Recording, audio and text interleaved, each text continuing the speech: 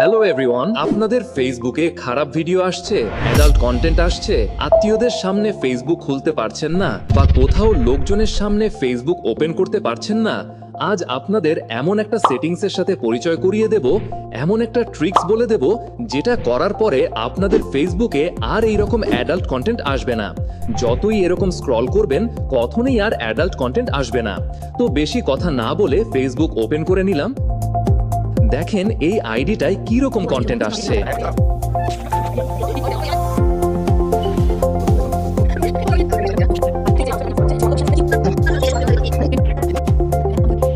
আমি এই আইডিটা ঠিক করব, দেখুন।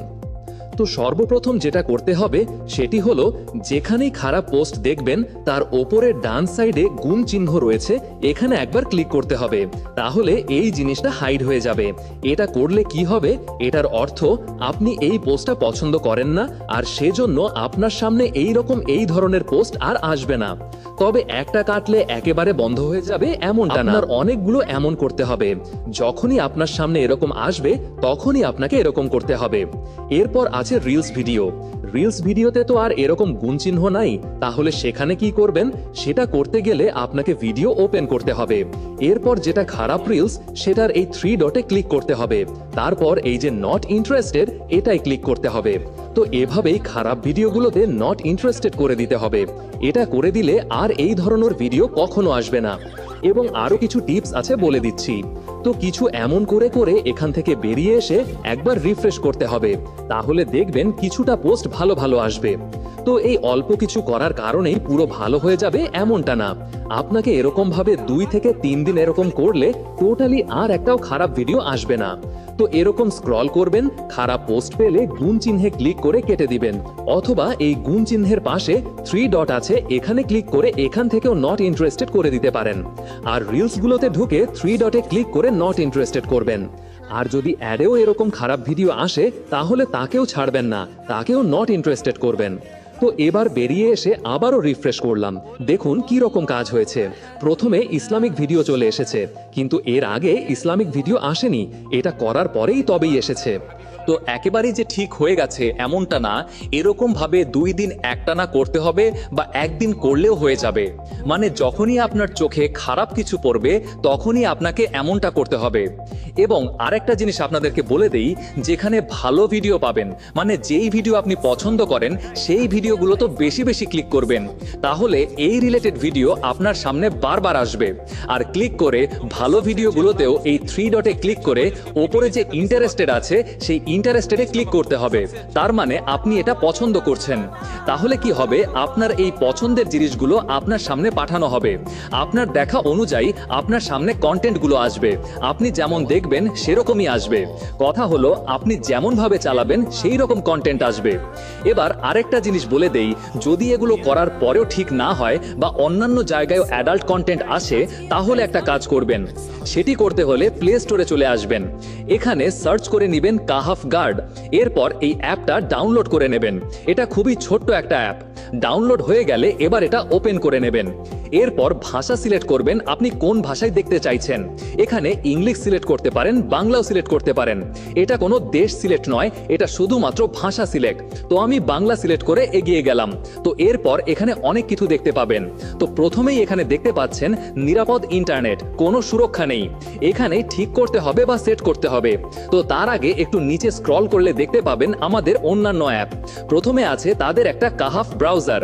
এটায় অশালীন কন্টেন্ট, বিজ্ঞাপন ও ট্র্যাকার ব্লক করে এবং ডাটা অর্থাৎ এমবিও কম খরচ হয়। তো চাইলে এই ব্রাউজার ব্যবহার করতে পারেন। এরপর তাদের আছে মাহফিল অ্যাপ, সম্পূর্ণ হালাল ভিডিও প্ল্যাটফর্ম। এটা সেম ইউটিউবের মতো, এখানে কোনো অশালীন ভিডিও পাবেন না, চাইলে এটি ব্যবহার করতে পারেন। এরপর আছে কাহাফ কিডস, এটা শিশুদের জন্য ভালো একটা অ্যাপ। এখানে শুধু বাচ্চাদের কার্টুন ভিডিও পাবেন। তো যাই হোক, আসল কথায় ফিরে আসি। সেট করতে হবে, তো তার জন্য সুরক্ষা নেই, এইখানে ক্লিক করতে হবে।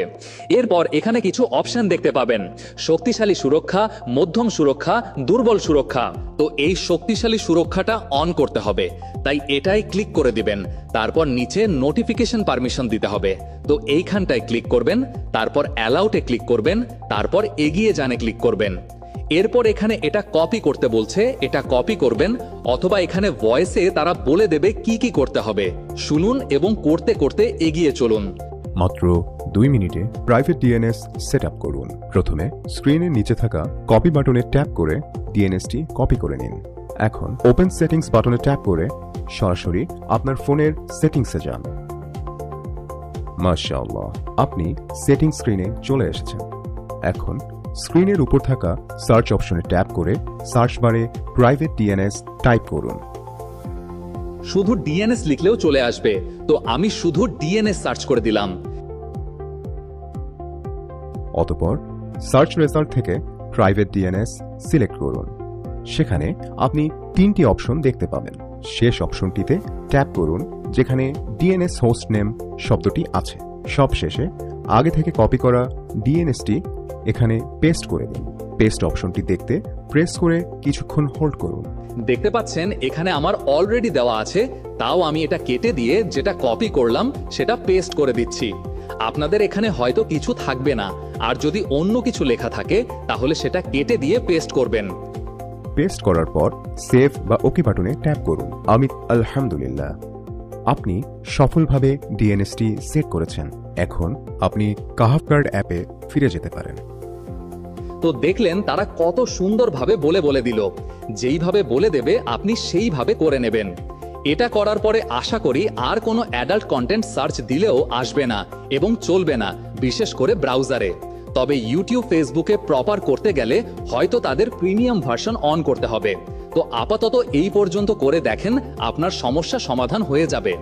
ভিডিওটি যদি আপনার একটু হলেও উপকার হয়ে থাকে তাহলে একটা লাইক করুন এবং আপনার মূল্যবান মতামত কমেন্ট করে জানান, আর চ্যানেলটা সাবস্ক্রাইব করে সাথে থাকুন।